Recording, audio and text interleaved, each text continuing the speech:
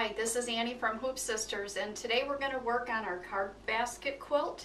And this is card basket in the 8-inch and a card basket in the 5-inch. And let me show you what supplies we need in order to make it.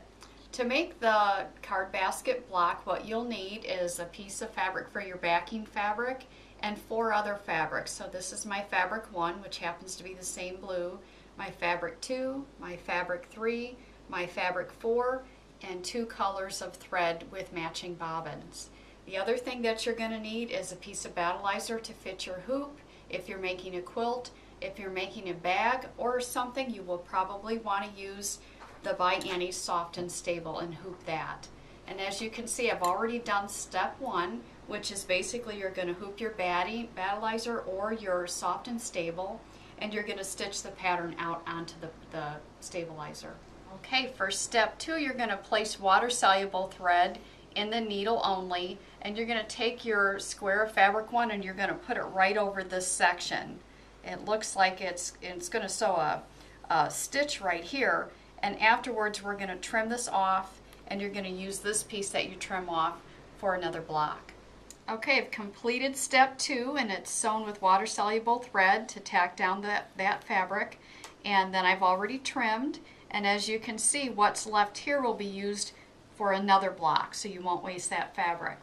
For step 3, you're going to change to neutral thread in the needle only, and you're going to take your fabric 2 and you're going to lay it right side to fabric 1, and the machine will sew a seam. For step 4, you're going to flip your fabric 2 right side up, you're going to finger press, and the machine will sew a tack down stitch. Okay. They've finished the step 4 and the machine has stitched a tack down, and I've already trimmed a scant 1/4 inch here inside the block. So for step 5, you're going to take your fabric 3 and you're going to lay it right sides to your fabric 2 and align the raw edges, and the machine will stitch a seam. For step 6, we're going to flip our fabric 3 right side up, finger press, and the machine will sew a tack down. Okay, we finished our tack down stitch, so again we're going to trim, since it's inside the block, a 1/4 inch away from that stitch.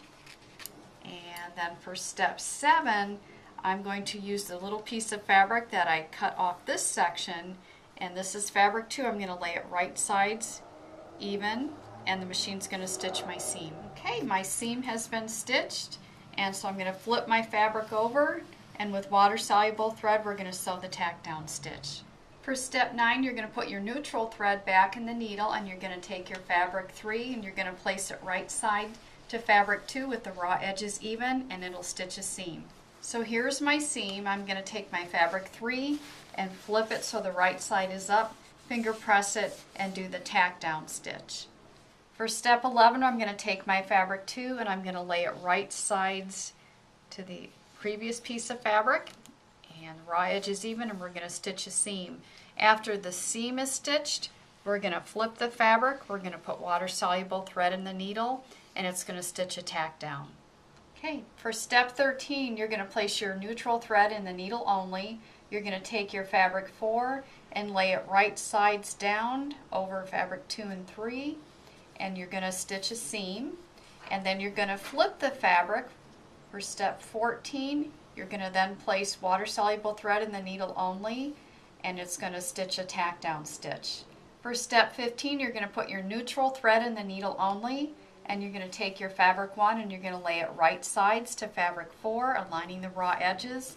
The machine will stitch a seam. And then for step 16, you're going to switch to water-soluble thread in the needle only, and then you're going to flip fabric 1 and it's going to stitch a tack down.